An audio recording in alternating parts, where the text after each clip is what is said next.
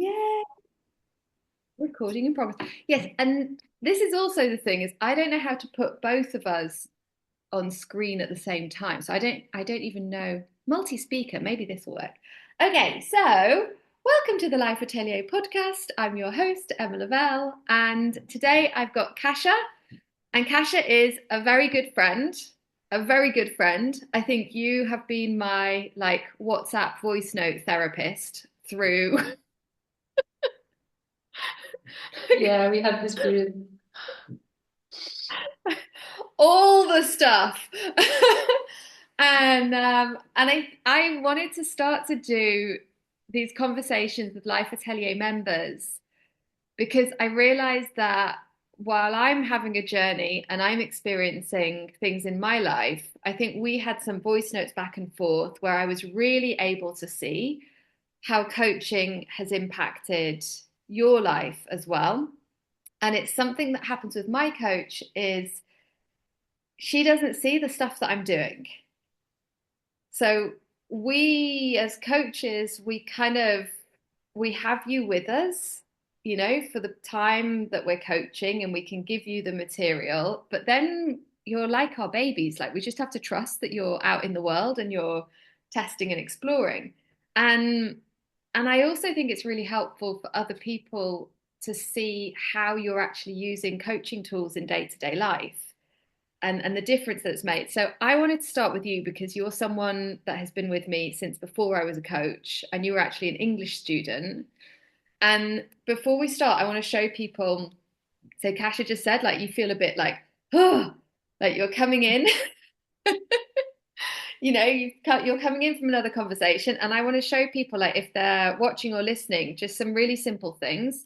So very often, if I'm feeling activated before I record or before I have a conversation, I'll just do something very simple like shake my hands. So I think Mhm. anyone's listening to this, yeah, exactly, and that like shoulder shake, and it's something I'll often do like on a coaching call. If I can see that somebody's feeling tense, is we just start by like Mm. saying like, how does our neck feel? um I am 90% of the time clenching my jaw, so I always have to, like, I just check there and I'll kind of move my tongue around the inside of my mouth and then just notice, like, okay, what's going on with my legs. In fact, I'm going to sit cross-legged because I usually sit cross-legged unless I'm trying to be professional, and then I don't. And and it's less comfortable. So, Kasia, how do you feel in your body after having a quick shake? Yeah, it's a little bit better. I like to also be as not to sit, but when I'm in a standing position, it's better to actually move my body, and I like it very much. And I'm using it when I'm having some interviews. I'm always like this because it allows me to move during the conversation. So a lot of stress can go out. And when you were talking about you doing it consciously during our coaching, I remember actually like you just Yeah. like this, and and actually the feeling it brings, that I can feel in my body that something is it's like a sign of, okay, you can be relaxed because she's moving her body. uh, I love that. And it's actually really interesting. This is where I think these conversations are so interesting because you, at least for me, it will snap together lots of other pieces of information that I have. mm, And what I'm learning with Rita is how dogs are communicating with each other. And they have this thing called, I discovered it from a friend on Instagram actually. It's the Nordic School of Dog Trainers. I'll put a link, but she's written this book and it's called Calming Signals. So animals are constantly mm, communicating to each other. They're like yawning or they're like licking or they turn their head, and it's to say like, okay, you can relax too. So it's really interesting that I'm being selfish and I'm doing it for mm. me, but actually, it also shows you that you can have a stretch and feel comfortable as well. Yeah. So, I'm going to do that more. Yeah, exactly. Yeah, really interesting. Okay, do you want to start with like how we met? Because I can tell the story, but I think it's more interesting. I never hear you telling the story because I always jump in. Okay.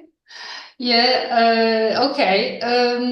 So we met, it's been in 2019 at the very end of the year, I think it was in December. And we met to have our English session because I wanted to learn English, and my partner just advised me to contact you because he already had lessons with you, and from the very beginning, like the energy was so like high and moving that I could feel that my English is like my Right. learning process won't go in the way that I thought. So these are not like standard lessons when we will do grammar things. No, it No. wasn't that. Oh, grammar. So so it was unexpected, but actually could like I could go in a direction that I actually wanted, but I didn't know. Like, I mean, I was discovering during this time, like when we were meeting, that what I want is to have conversations. What I want is to be able to communicate, is to able to show up and not really learn English. Yeah. uh, and what you've been showing even before being a professional coach. For me, you already have been a coach from the very beginning because you were showing this way, like it's not about learning English, okay? It's about how you approach things and how confident you are. So about building confidence, so that was the start, and then we went through different stages, I would say. We had this period of meeting every morning at 9 a.m. Yeah. and having this 1 hour of focus on a task, and we are just exchanging messages at the beginning and at the end, and that helped us both to commit to something. Uh, and then we were working together. So I was web content manager. I was trying to help you with the website. Trying. Um, I was very hard to help. yeah. So I learned so that. there was Yeah. that you were sorry. What? That I was hard to help. I think Okay. the journey for me, the last 2, 3 years has been learning how to be helped, like how to accept help, how to let people help me. So now when I look Yeah. back, I think, oh my God, you were so patient and so tolerant. Uh, and yeah, we had, yeah, there was those expectations, maybe a way of working that you are like more like working on your own, and then you and I'm just like on the other side, so I love like exchanging, sharing, and I was expecting you to tell me everything that you do, how you want to do this, and etc. So And I was like, ah! No, okay, no, I'm doing this. And yeah, really interesting. Really, I think so the strength stuff really helped us though, like doing those strengths analysis and being able to understand like how our brains were mm. different. Um, for me was very, very interesting to see that. So Yeah, that was very nice that we started actually with this test. So this was your idea to measure like how we actually are in a team, and then going from this, be able to say like who can like be better at what kind of stuff. Um, so I was going very far in analyzing the results, I remember, because it was I think fascinating you for did me. like a cross section, but it was amazing. It was really amazing. Like you really took, because there was us and then there was Alex as well, and you really looked at like how we could all interact with each other and like how we could support each other, and it was incredible. I'm well, I don't want to interrupt where you are, but is that are you conscious of those skills now and how you use them? Mm,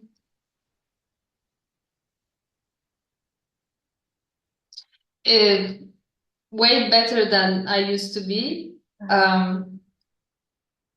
But still, I think the context when you are in the situation that as we were, so the moment you really need to work together in order to create something,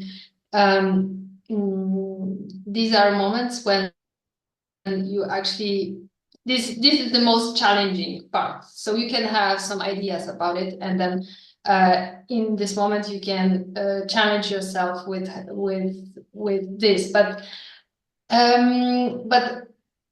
how I perceive it is I can more see it as a strength that I used to see it. And actually with the test, the Gallup test that I did, which showed that I am relator Yeah.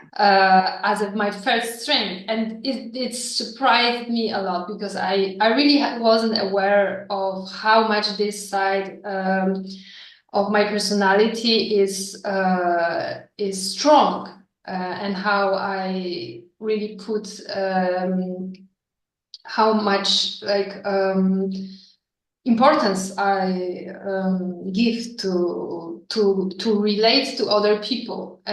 So yeah, that was actually the first time I saw it, and then with this information. So that's why the information it can be so important that then I could like observe it. How do I feel with knowing that? So is that actually true or not? So this is what you also advise when we are doing all of this personality tests, for example, so that we don't need to actually don't need to always relate to what it is the result, but then we can observe and check if this is actually true. How do we relate to what we see as a result?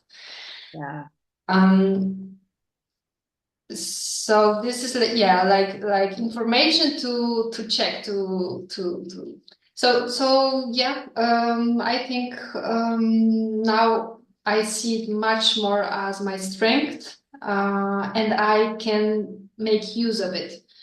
So because of the fact that I am aware that this is my strength. Yeah. So now I'm currently in the process of going into interviews because I'm looking for a new job. If you're my And beauty actually, example, I'm so like, it's yeah. yeah, it's been a long way. It's been a long way, and if we are here, And it's also I'm like so happy. it's like I just want to catch that, even that like long way. Like you have been Mm, an amazing journey, and it's been the journey that you're supposed to be on. I remember I think on a coaching call a few weeks ago where you said like you realized that you were already that person. And you just, it's the mm, same as like when we do these personality tests or these strength tests or whatever, it's so that it's almost like holding a mirror up and we can see like I did a video before and I realized, oh, maybe I have a tick bite behind my ear that I didn't realize. It was always there. Yeah, tick season. My God, I'm paranoid. And maybe it's not a tick. Maybe I'm seeing it as a tick bite because I'm paranoid. But the fact is it's there whether I see it or not. Right. And our strengths, other people can see them, whether we can see them or not. And so when we start to do mm, tests, it's just one tool to start to see ourselves as other people see ourselves. And I think that's why I love to do this like self-perception update of we could all see Kasia Mm. as powerful and strong and focused, and I'm going to say like bloody minded as well. It's like an English thing for like very like tenacious, like I'm doing it, yes or yes. um and in fact I think that's a lesson that I learned from you. Like I always remember when you visited me in Spain and I was like very cheerful about like drinking and like going out. It was Christmas and I was like, yeah, I want to have a glass of wine. And I remember saying to you, like, Kasia, don't let me have more than two. And you were like, no, this is on you.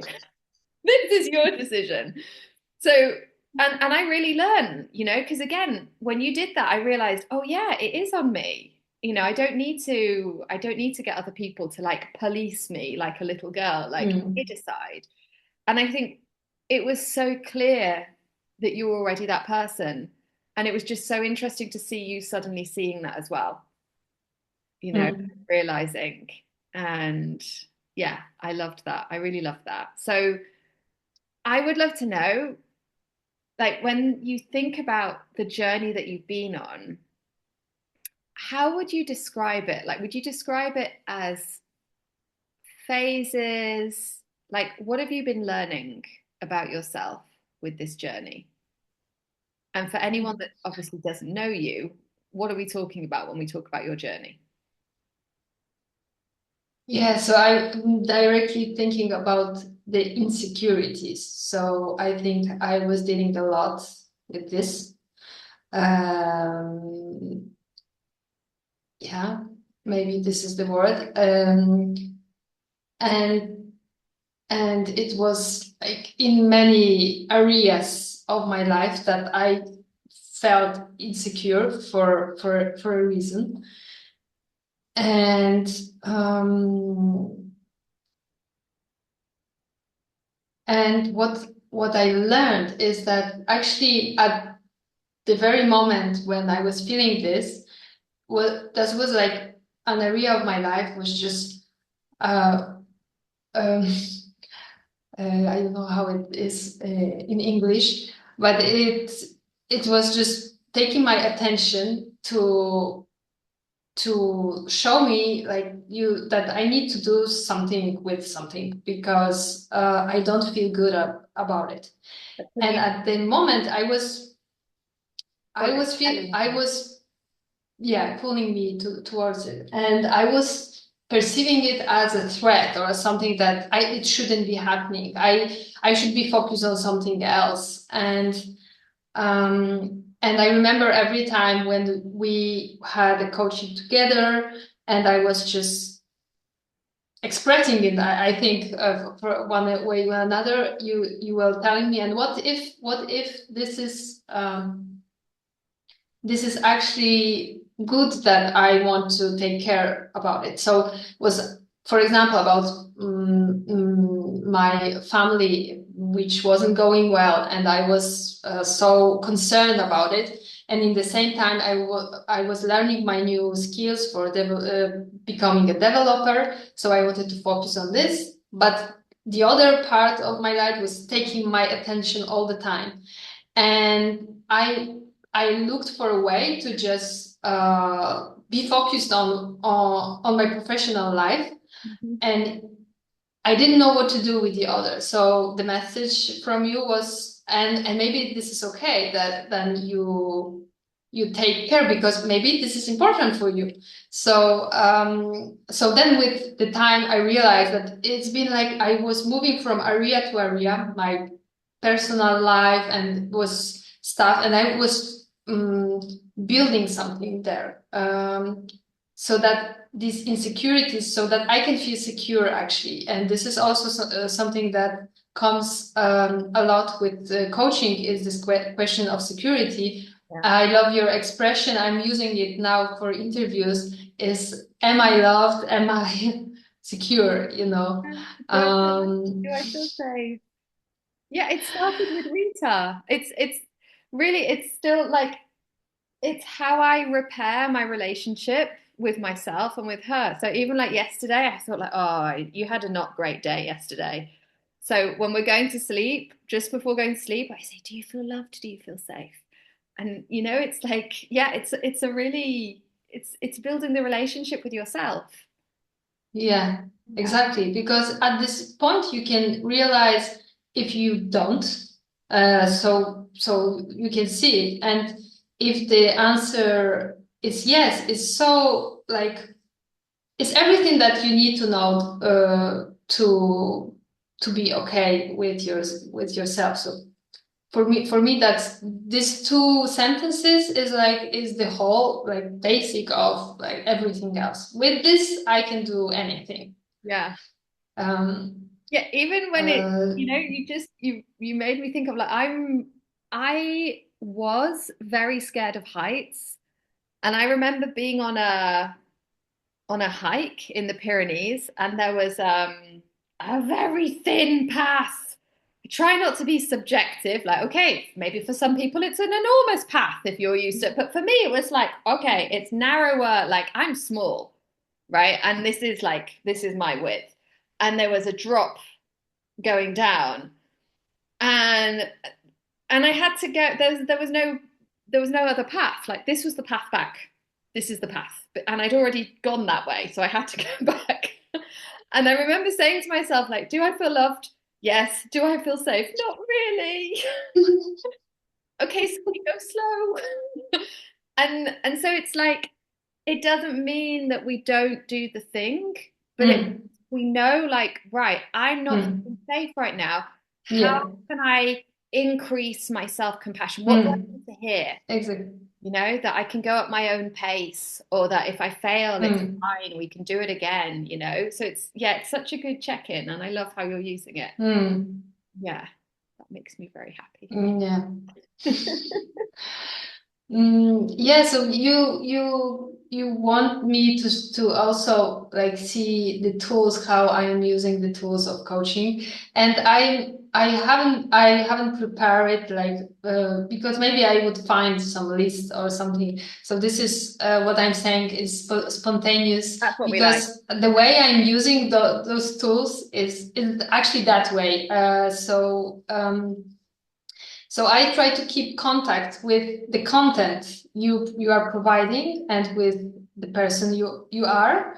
And this is my way to be sure that I'm applying those tools in my life. I'm not checking actually like with the list, okay, did I do the model or did I do something? But if I keep connection to it, then I'm sure that it stays within me, and it's easier to my brain to catch the information because it's just close. It's somewhere close because I just heard about it. I just been talking about it, etc. So this finally is part of my life. So I would say that coaching tools are just um, are so deeply connected already because it's Your been a brain. while. Yeah. Yeah, it's been a while. We've been working on it, and I've been committing to different things at different time, depending on what I needed at this time. And what I loved is that uh, I felt always that there is something there that sorry, but I linked, coaching with you. So it's like you and coaching being close to me, because for me it's quite the same. Yogi coach. Yeah. I do it with like the yoga with my yoga teacher. I'm like, I know there's a whole industry of yoga teachers, but really like her way of doing it and and it wasn't even just her. She has three or four teachers, and now they're spread out across different studios. And I'm like, fuck, I really liked it when they're in one place. I could just go. But this is now the thing of like, we Mm, pick something that works for us. Our brain has those associations. mm, In fact, what I mm, was going to say is I almost feel like sometimes it's not necessarily me, like, okay, yeah, I've been your link and I'm very comfortable saying I'm very good at what I do. I live what I do. I'm always updating it, improving it. But I sometimes think it's having that space, that virtual space and that energy to connect to. It's almost more that you're constantly seeing what you are already doing, but noticing that they are tools or noticing that they're strengths, so you can repeat it. So you can notice, oh, when I decide that I'm prioritizing my family and I'm not going to judge myself, I feel better. I feel more powerful. And that might be something that you were already doing sometimes, but you weren't repeating it because you didn't realize it was a tool. Whereas Mm, now mm, okay, in my mm, toolkit, I've got this. mm, And why don't we remember that? Because we're humans and the world is full of, mm, and it's mm, why, like, I go to my time hacker coaching call at least twice a month, even though I've certified, even though I've done all this work, even though I know all about the time stuff. Why? Because I'll listen to a podcast with somebody very charismatic, and their solution is waking up at 5 a.m. And my little brain is like, this is the way. And so then it's not a problem. It's not like, oh, it's not working. It's just, I just go back to the environment where that's not the way. And I remind myself, mm, this is mm, the choice. So I think you're really good at, again, your strength of relator. Your strength is, it's easier for you when you're connecting with other people. mm, So what do? You put yourself in an environment where you have that connection, and that is your mm. strength, you know. Y- It's very good. Yes, yes. So at this point, um, I think you are completely right that this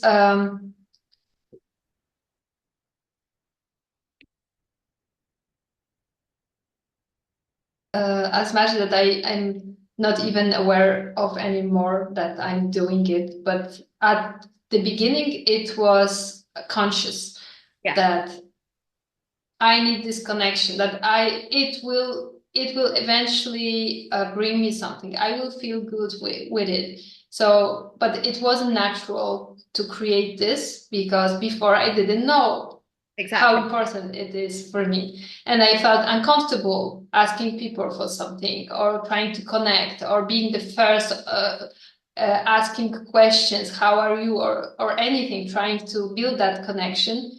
Um, and um, and now I feel like this. I've been experiences this so much that now I'm not even aware anymore of the fact that I'm doing it. I'm at the point of stopping, almost stopping being aware of the, because it's becoming natural. Yeah, which is Mm, something I really love to highlight for people, because I know that for me, when I started coaching or when I started something, I did have this thought of like, God, this is a lot of energy and this is a lot of doing. Like, I know people that will like do a self-coaching model every morning and then they'll do one in the evening and they do a thought, and like they're doing a lot of like coaching.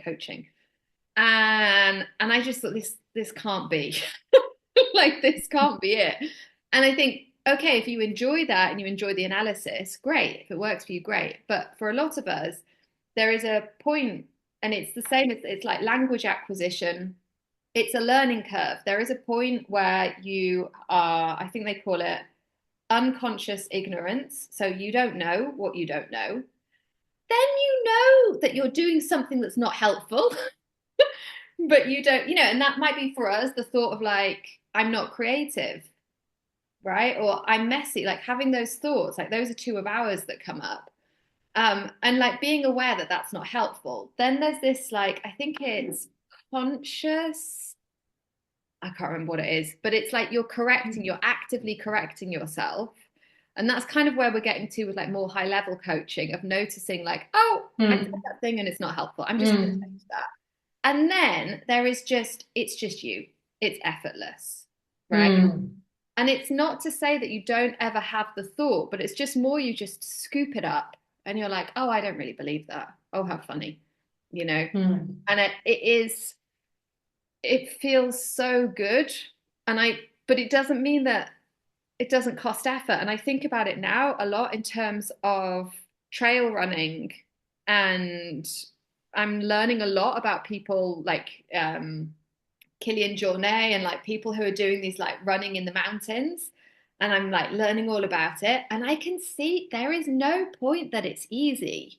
I shared this documentary in the Life Atelier the other week. I think it's about 45 minutes. And he's running through the Pyrenees and he does 7 days. And this is like the best runner in the world.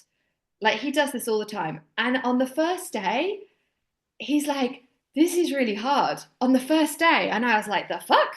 Like, shouldn't you be like, I don't know, like, oh, this is so easy. And he was like, no, this is really hard. And he's like honest about, like, I'm going to use all of my skills. And by day 6 or 7, he's crying and he's talking about like the emotional cost. And he's also talking, I get goosebumps because he's also talking about how beautiful it is. And he's simultaneously kind of suffering, but also appreciating the beauty of it.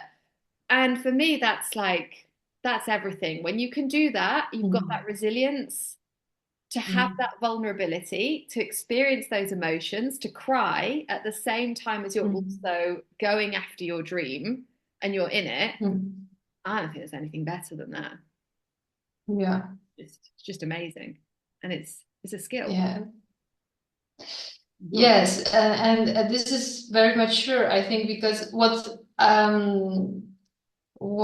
I think in our times the approach, like general approach, is to be comfortable, so that we look for, like we always been, I think, but we look for this comfort, and so that it should be easy, or that the final point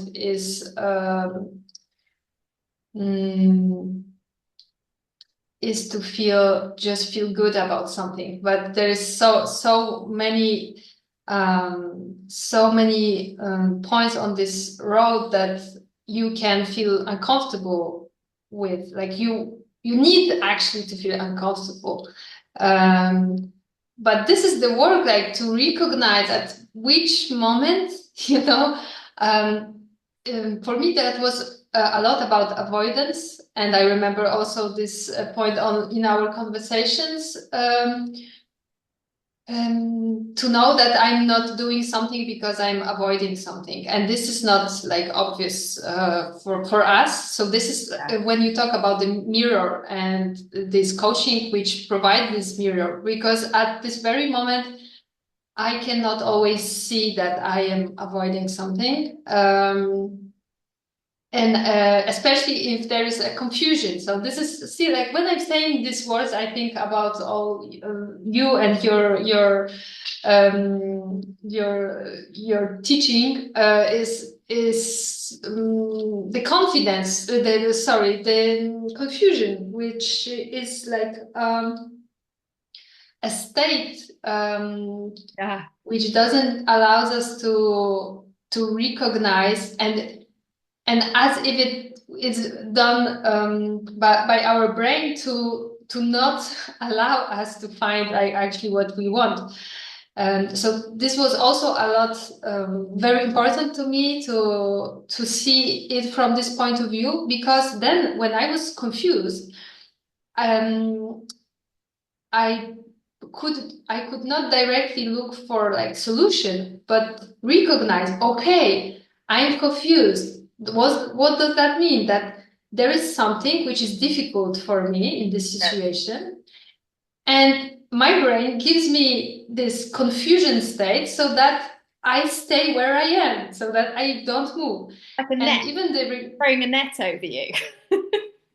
yeah, and that actually I do know what I want. I do know what to do, but just at this moment, I have no access to it. But there, it is somewhere there. I just, but recognition of that state, that this is not the final state. It just, there is some discomfort in the situation. So I look for the discomfort. Okay, what is the discomfort? What I am avoiding? What is the problem for me here? So then with that I can move on. So this is, yeah, you hear yourself. It's because it happened to me. why do I know confusion is a state? Because my coach shared that with me when I was in Yeah. running around like a hamster in a box. And I just remember Mm, my coach saying really calmly, because I think I was saying, like, I just want clarity. Like, I just want clarity. And she was like, mm, clarity is a state. No, it's not a state. Clarity is a decision. Like, you create clarity. It's not like mm, being hungry. mm, And when she said that, I think we've got a video of it because it was a recording. You'll just see me like I couldn't speak. What? It's not like hunger. Clarity doesn't just appear. Clarity doesn't just appear. I create clarity. I create clarity. If I create, oh my God.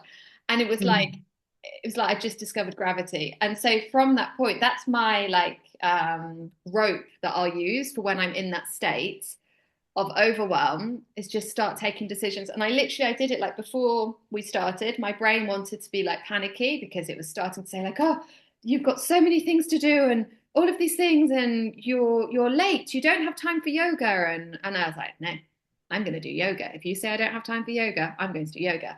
And then literally, I just realized, okay, I'm just going to take a decision. Yesterday was an admin day. Tomorrow is an admin day. So anything that's admin goes tomorrow. And today is about videos, connecting, coaching, and calm. Like immediate, like I just felt it in my body. And I always think it's like a cat, like Mm, relaxing. And it's so interesting how we can just take that decision mm, of I do it tomorrow. Not from, as you say, not from avoidance. mm, Knowing that this is not avoidance, because yesterday I spent from mm. 7 a.m. till 10 p.m. on admin. And I would have said, it's like a Spanish word for it. It's like I succeeded, like I won. I won. It looked like I wasn't going to win at 10 p.m. and then I won. And I did the Mm. thing with the French bureaucracy. So yeah, I think that dialogue with ourselves, where we are learning that capacity to be honest and to know if we're avoiding or if it's time to rest, and then coaching to really help us with that extra Yeah, mirror. yeah, It's a pretty magic combination, I think. mm, Gosh, yeah. I'm going to ask you one more question before I let you go, because I'm conscious of the time. But I would love to know. I think what could be really valuable actually for people listening is you've done something that a lot of society tells us is really hard. It's really hard. You've changed your career, you've changed direction, you've retrained. What advice, or like what would you like to share about the process? It can either be with your past self or with anyone that's listening and they're thinking, I'd like to change career, but I think it's too late or it's too hard or it's too difficult. Like, what would you say for them? Mm. Don't do it.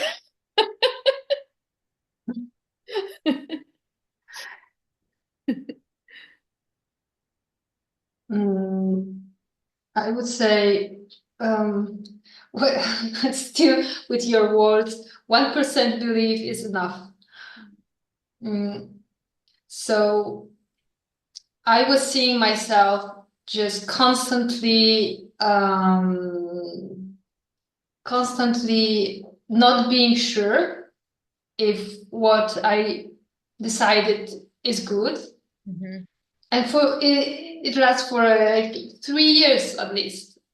So this was just every few months at least was a very huge like crisis, and I know I cannot do this. And then like almost every day there was a little crisis. Every time that they had a problem with the code not working or didn't understand something.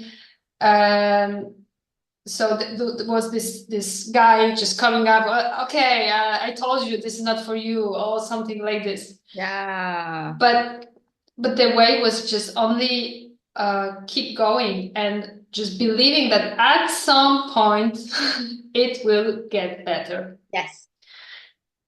And only the belief, because at this moment I had no confidence. I couldn't build confidence from what I have done because I haven't done this yet. Yes. So the confidence couldn't come from the past. So I needed to build it from the future. Oh, And goosebumps. the, Brilliant.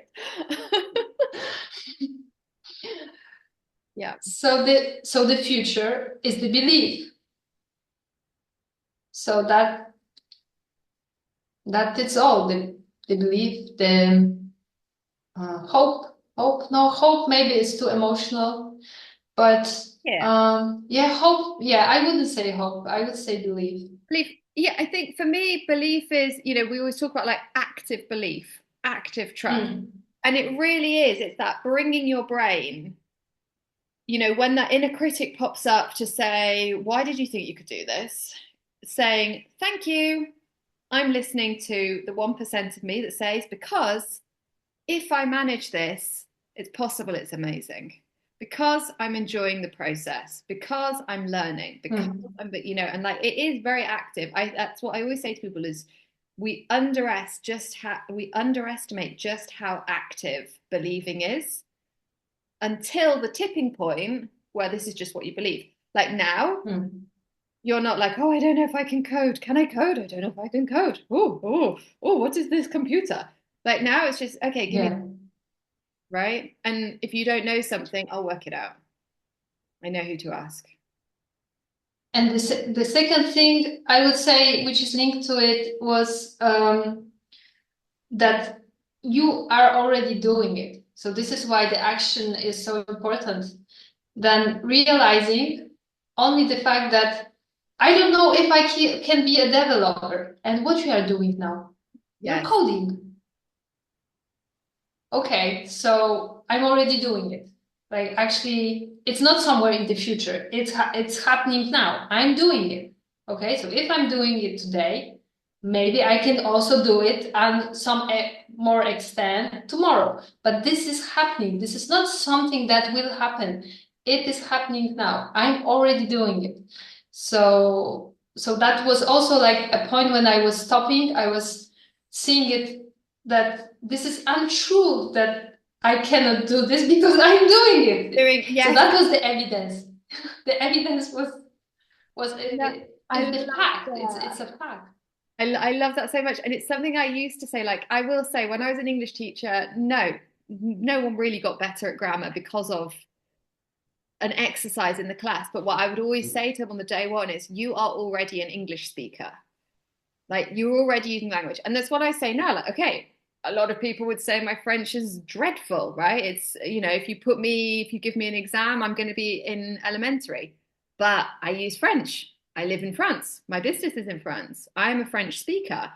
Can I improve my skill? Yes, I can. But I'm using it. Therefore, Mm. every extra word is a win, right? That's just me improving my skill. The same with Spanish, right? I'm not fluent, but what is fluency? It's so subjective. And if I criticize myself, I'll never be fluent anyway, because I'll always look for extra words. Oh, I can't talk about Mm. black holes in Spanish. No, Mm. can't talk about them in English. You know, Yeah, I'm going. I wanted to say the same. I can talk about it in Polish. Neither. So. and we realize that, and the only difference is if you see that as a problem or not. And if you Mm. don't see it as a problem and you practice returning to the state of curiosity, well, now I can have a really fun conversation with somebody who knows about black holes, and I can ask them all kinds of silly questions that are really fun. Whereas if I'm judging myself, I don't have connection. I'm just going to avoid that conversation and I don't learn. So yeah, I think those two examples are perfect. And I'm going to stop recording. I've never ended a podcast with someone, so I'm not going to do it elegantly. I'm just going to end it. And then next week I'll know how I do it.